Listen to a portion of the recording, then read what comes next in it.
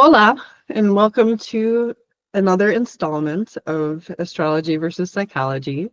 I'm Nikki DeCaster with 11th House Publishing, and I'm joined by Angela Eureka Smith, who is having camera issues right now, but you can say hello. Hi, sorry about the camera issues. I will try to fix it. She is with Authortunities, which I've mentioned quite a bit and has been mentioned on here, as well as an author herself of the Bittersweet series, and many things. Involved in the Horror Writers Association as the president, and I don't know. There's a laundry list of things that Angela does. So I'll link some stuff below. And speaking of, if you like this content, have been following it, please like, share, subscribe. Like even if you click the share button and do a copy, that can help out tremendously in starting to get this information out there. And today in particular, we're doing gender dysphoria. You know, with the whole transgender debates that have been raging for a long time now. I thought that it was prudent maybe to take a look through an astrological lens at some of the stuff that might give us some insight, as well as I have my own take on things that I'm not sure that I've ever actually heard. I'm neurodivergent, so sometimes I'll put things together. Oftentimes I will. And then I'm like, I don't know, did I read this somewhere or did I just sort of piece this together? So, but it's not something I hear discussed often. So I'm kind of looking forward to that, and you're part of this discussion too. So, right off the bat, when I thought of transgender, gender dysphoria, it's Venus dealing with women and Mars dealing with men. Perhaps there's something going on with any one of those aspects. Also, the outer planets that deal more with generational stuff and generational changes could have a lot of sway here depending on what they're touching on. In particular, Pluto, transformation is Pluto's thing. So I expected to see no small activity having to do with that. Pluto deals with the extremes, so that masculine, feminine, male, female dichotomy, and then switching from one to the other could be seen with that placement too. So, or with, something going on with there. Now, with there being an emphasis more on the body, that again leans in with Mars and the ascendant or the rising sign, but also identity is also seen from the sun, like our soul, like what we incarnated in here to do and experience, our little fire. And that's a very individualistic, personal element to all of us. So I could see there being a sort of rebellion against, well, you're putting these gender norms and expectations on me, and I don't want to do that. And so I'm going to do the extreme opposite, you know. And there's all points in between. So that was sort of my initial thoughts on this. And then I looked into it a bit and pulled some charts, and some of it really bears out. And so we'll get into a couple of celebrity charts who've been open about their transgenderness, or I don't know if they call it gender dysphoria, or not. I'm not like super steeped in the community, so I'm not sure. I don't want to offend anybody on this, but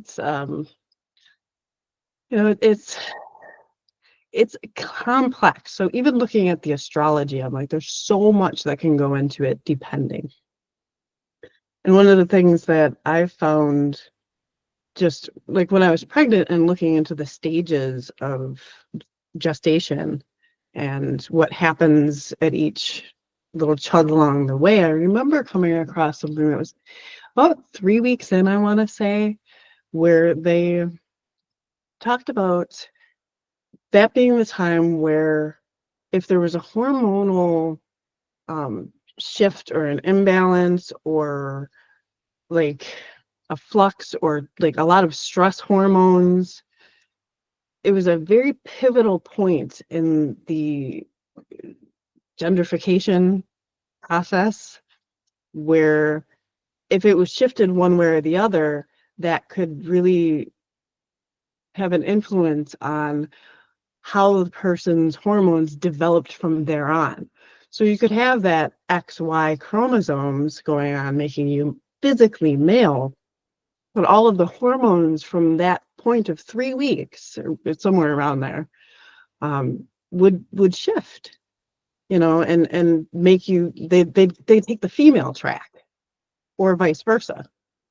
And so I found that very, very interesting in light of how many people feel like, they're born and they just know, and then here we give them all this hell their whole life for something that they truly feel. And I feel for them on such a deep level for that. Like to not only be confused at what you're seeing and feeling, but then to have the outside world just come at you so viciously, or to deny you. Oh no, you know, you don't really think that way. No, play with these toys instead, or whatever the box that they try to put you in. 11th house is all about being outside of that box. So there's also a Uranian element, I think, that comes into play with this, of just that individualistic aspect, and Neptune. So those are the outer planets that I talked about. I think I went into Pluto very quickly, but Uranus dealing with being that individual within society, breaking the mold, doing things your way and uniquely. And then Neptune having to do with issues of identity. Who am I? I want to be all the things and try all the things. So sometimes you'll see people who are gender fluid, with this aspect. Neptune literally is the ocean. So it's like, I'm going to try this on and see. And I don't know. And we need to hold space for the fact that they are just going with the flow of what they're feeling, and that's okay. It doesn't have to be a threat or an affront to anybody. It's a very individualistic journey that we're all on.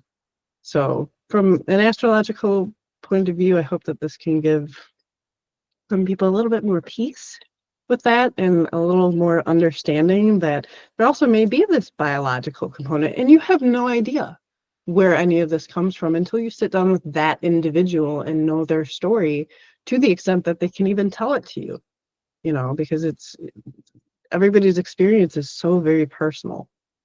Even to write it down in a novel and then get so much, or a memoir or a grimoire. We're working on a story called Moki's Grimoire for Space and Time right now, so that's why I'm getting a little chuckle out of that. I was also chuckling quietly, but I didn't want to interrupt the flow. So yeah, that's my initial take on things. Angela, did you have any comments on this? No, it's something I don't have a lot of personal experience with, so I just don't know. I mean, I have personal experience with being misunderstood and all that kind of thing. I think that's just par for the course. So yeah, it's just interesting to know about it. It's interesting to find another perspective. Okay. Well, here I've pulled up the diagnostic criteria, and I got quite a chuckle out of this myself. Again, this is coming at it from more of a psychological point of view, and you've got a marked incongruence between one's experienced or expressed gender and assigned gender, right? So, and I always think of how pink was once a boy's color. And now we don't see it that way. But if you go out as a boy and you're in pink, oh my Lanta, you know, we Well, just yeah, keep and then you wear high heels and lace because that was just the style. exactly. So here we see it as being a diagnosis within the DSM-5 to do these things. So it is manifested by at least 6 of the following. And there's 8, so there's quite a bit that has to come together to get the actual diagnosis. But I think most of these we can all relate to in some level, or on some level. So a strong desire to be of the other gender, or an insistence that one is of the other gender, or some alternative gender different from one's assigned gender. I guess that would be like what's on your birth certificate, right? The assigned gender stamp. In boys, a strong preference for cross-dressing or simulating female attire, which we just talked about, right? What is that? Or in girls, a strong preference for wearing only typical masculine clothing and a strong resistance to wearing typical feminine clothing. So I don't know about you, but that was me for much of my life. And I think we've normalized that a little bit more now for women. Oh my God, we're Mhm. pants back in the day. Ho ho, touch my pearls, right? So that's where the Uranian energy comes in as a generational thing, because they're slower moving planets. And you can get them saying, okay, that's enough. We're going to change this in society slowly but surely. So now women aren't burned at the stake for wearing pants. you know, that's a good thing. But at the time, it's like, oh my goodness, she's so rebellious. So a strong preference for cross-gender roles in make-believe or in fantasy play. Every author does this, right? We're always jumping into other people's heads, writing from the male perspective if you're a woman, and vice versa. So that's interesting. A strong preference for the toys, games, and activities stereotypically used or engaged in by another gender. I was the tomboy, right? I don't know about you, Angela, but like I loved playing with the GI Joes, and I'm dating myself a little bit here. And I did have the My Little Ponies and stuff too, but you know, I just I remember having more fun with the boys, Mhm. right, and being called a tomboy. Nikki's out there and she took, like, when I had my first communion, the millisecond I took that frilly dress off. It didn't fit Mhm. right. I was like, oh my God. And I'm looking at all the boys that get to wear something much more comfortable, and I'm like, "Meh." So, you know, there's that aspect.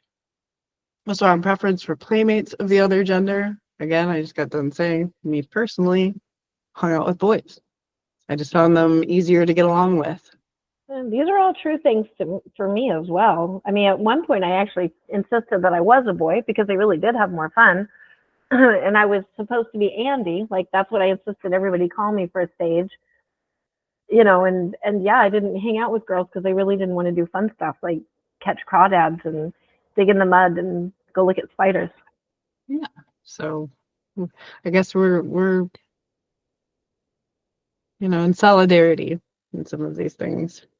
But it was just Hmm. more, oh, you're just a tomboy and it'll be fine. It wasn't made a big deal, right? So at least for me, or maybe it was in the background and I didn't pay attention, because that is also quite a possibility. All right. In boys, a strong rejection of typically masculine toys and games and activities, and a strong avoidance of rough and tumble play. Or in girls, a strong rejection of typically feminine toys, games, and activities. Goes along with what we were just saying. A strong dislike of one's sexual anatomy. Again, if you're born, so this goes back to what I was saying, like with the hormone thing. So if it comes down to that as a something that you're feeling very much not in congruence with what you see in the mirror, right? You can see how then being put upon by this, it's very confusing, and distressing. And be like, what's going on here? And you have a lot to sift through just on its own. So compassion, for the love of everything. If you get nothing else out of this video, have some compassion for that. That's a lot going on. And I think as women, we can particularly, talk about the hormonal aspect with us shifting with the moon as we do. These things can really wreak havoc. And I don't know the statistics off the top of my head, but I know that people with gender dysphoria tend to, there's a high suicide rate. And that's could be why, like it's the pressure not only from society, but then within themselves, there's that like level of just an onslaught of being pulled in different directions from what you see in the mirror every day. Like that's just it's a lot. And I think the more that we learn about the origins of it, the more we can hold that understanding and have people just be comfortable and then able to do what they feel they need to do, whether that's get a corrective surgery or however they want to deal with it, right? It's all about their comfort. So a strong desire for the primary and or secondary sexual characteristics that make one's experience gender. Okay, so the condition is associated with clinically significant distress or impairment in social, school, or other important areas of functioning. Again, we see another like societal. It's a disorder because it disrupts, it makes us uncomfortable. Never mind what you individually are going through, right? It's all about keeping things flowing with the status quo. Yeah, that does seem to be what defines us a lot. Like when we were reading the one that said, what was it? Like hearing voices is bad unless it's cultural for you. Who got to make the decisions whether it's cultural or not, or whether it's bad or not? Why is it okay for somebody but not somebody else? So I'm really saying that I really love that you're going through these, because the takeaway I'm getting is, oh, somebody decided this, so we can undecide it. We have all the power. And that's the age of Aquarius that we're heading into, that we are in right now. Mm-hmm. Not heading into it anymore. I need to change my vernacular on it, but it is all about, and Pluto is in Aquarius, so that transformative element of what it is we want society to be. I don't want to get on a tangent necessarily, but the whole AI, machines taking our jobs thing, it's like just that needs a transformation and a shift in how we see what's possible for humanity. And instead of being like doom and gloom, oh no, these jobs are going away, what are we going to do? What can we do now that we don't have that baseline need to subsistence for society anymore? We have machines that can pick the potatoes.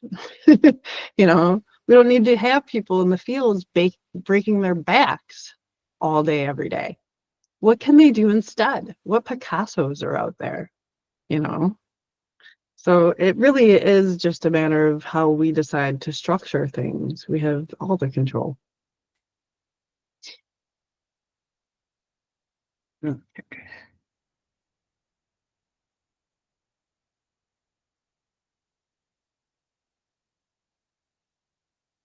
So I wanted to start with Caitlyn Jenner just because she's perhaps one of the more well-known and really kind of set the tone for this in a really powerful way.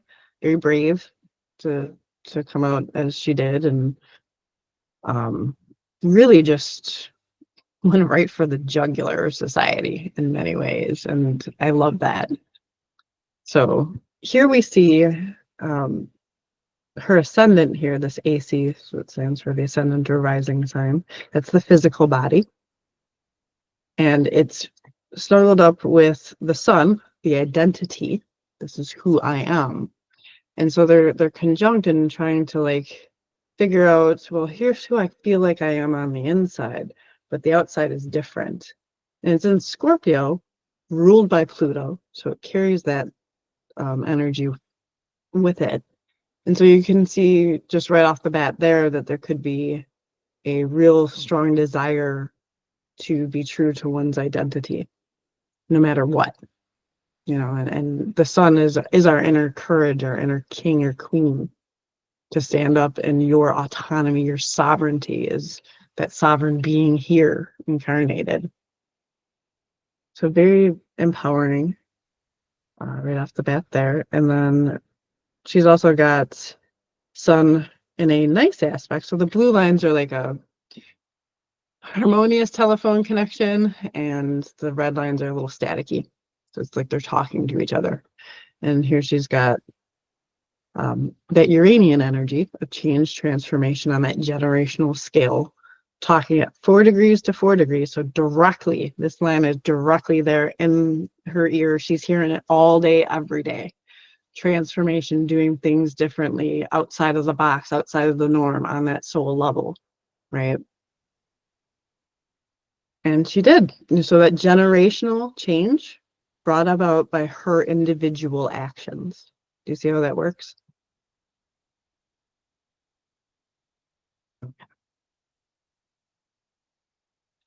And then I've brought up Elliot Page too, just because she's one of, or he, I'm sorry, is one of the more well-known as well, at least for me. I think I'm a little maybe behind with some of these celebrities. I don't know, but there's no time given for Elliot. So I did, however, see the Mars Pluto opposition. So that'll give that transformation and change with the physical body again. So something that he probably struggled with a little bit, and it took a bit for him to come out with it. So we also have Venus here with Neptune.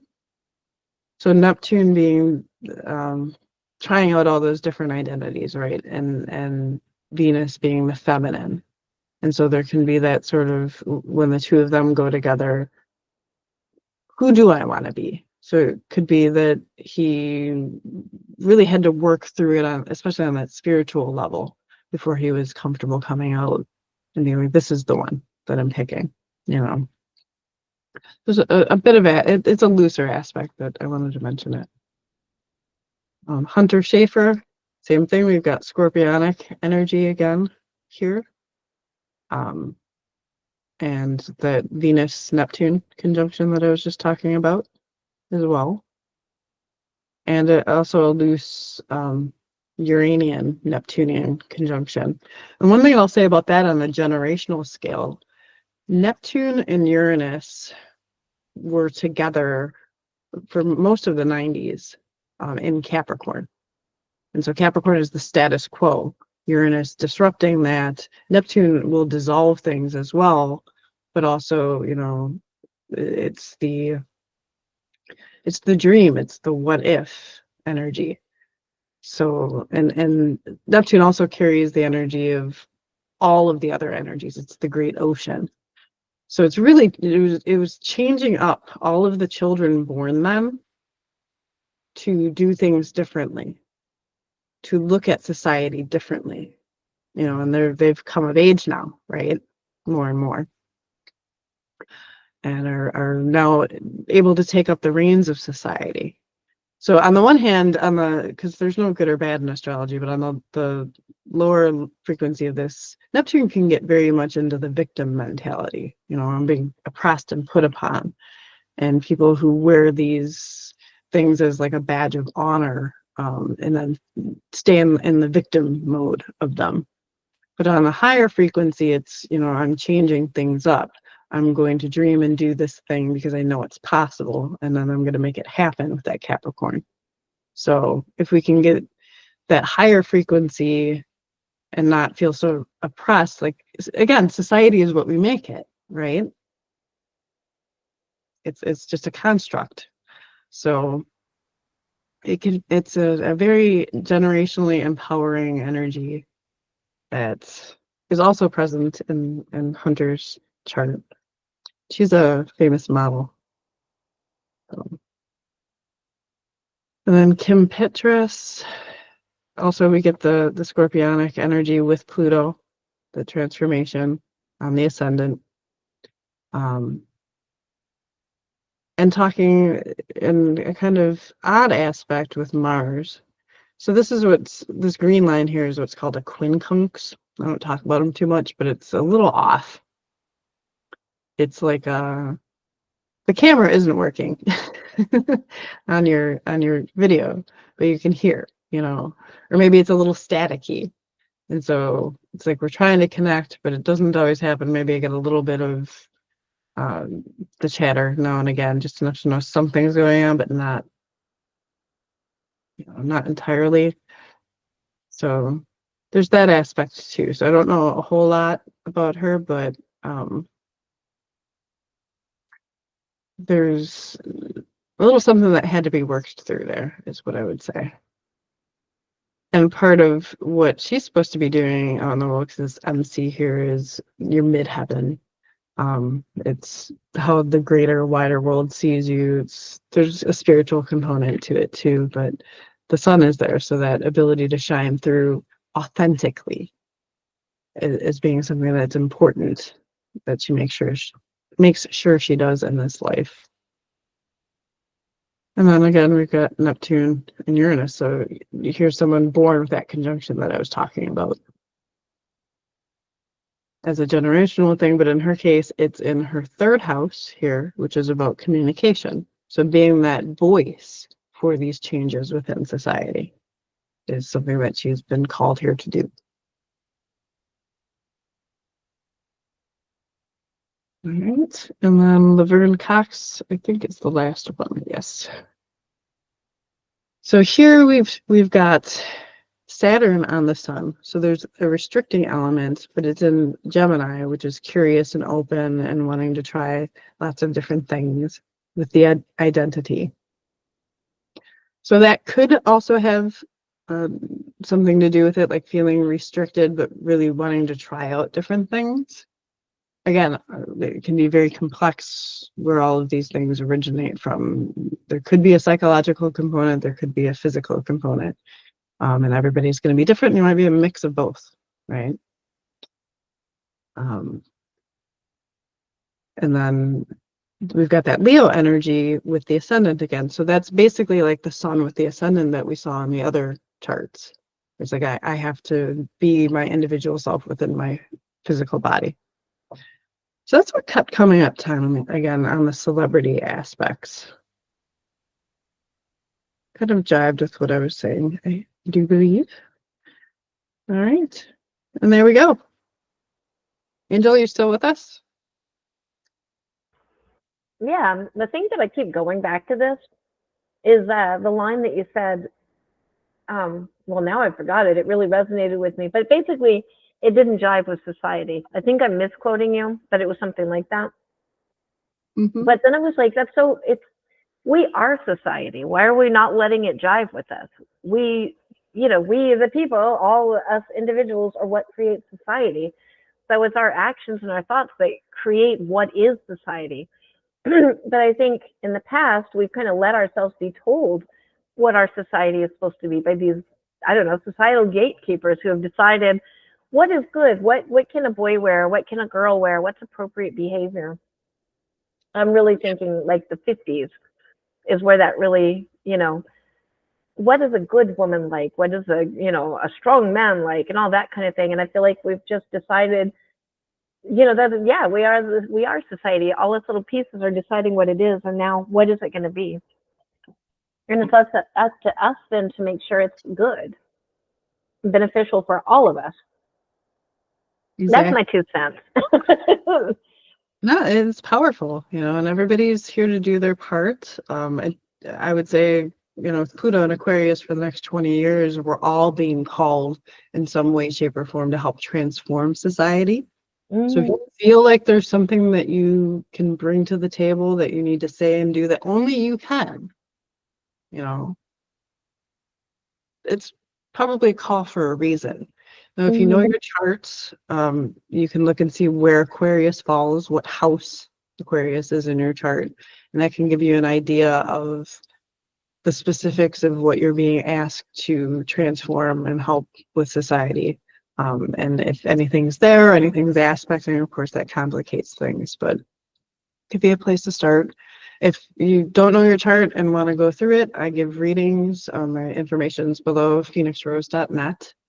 And you can also go get your chart done online at astrotheme.com, which is where I get my pretty little snippets. They have a big celebrity database. So if you wanted to learn astrology and just kind of see, it can be very interesting. And I will say also that, astrology is not a diagnostic tool, just for the legal disclaimer, but this knowing the energies and where it's all coming from can help you then see it. For example, we had a lot of Plutonian energy in these charts, and that can be very much going from the extremes of life. And so understanding that you are personifying the phoenix in this lifetime, it can help you accept that and learn and grow rather than be stagnant or try to be put inside a box that your wings won't fit into, And so that can be worked within. It's like at the higher level, the Plutonian energy is about empowerment. It's taking your own power back. And that's what we're all being asked to do as a society in the next 20 years. We define, do we want a dystopia or a utopia? It's up to us. Each and every day, each and every one of us does what we do. So I'm here doing these videos, hoping to get out there and change some things. Let me know if you agree in the comments below or what your experience has been with this. Do you have anything to add, any other insights that could be helpful to people? It's a very interesting and complex topic. If you are feeling kind of out of sorts, know that you are loved, that there's plenty of like mothering, nurturing energy that's coming up now we've been in a very cold, business-oriented, bottom line-esque culture for a long time. And the feminine energy is really being called to the fore to be bringing more empathy, compassion, and nurturing into the situation. It's like, no, we're all, God's children, as they say, right? But there's something to that. We all bring something to the table. Everybody is valuable, and it's high time we see that. Yeah, and I'm just going to put my 2 cents in of all that energy that we've been under, that business-like energy, it ain't done good. I feel like it could. There's a lot of things that we need to kind of work on because there's a lot of things that maybe didn't benefit from that. Exactly. It's been, out of control for a little bit. So time to pull back the reins and illuminate the possibilities, right? So thank you for joining me. And thank you, Angela, for joining me as well. It's always good to have you Yeah, here. thank Even you if so the much. camera isn't Sorry, working.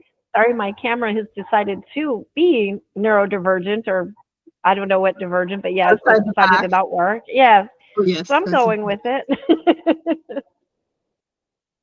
All right. Well, thank you. And I will see you guys next week for another interesting topic, no doubt. Until then, take care.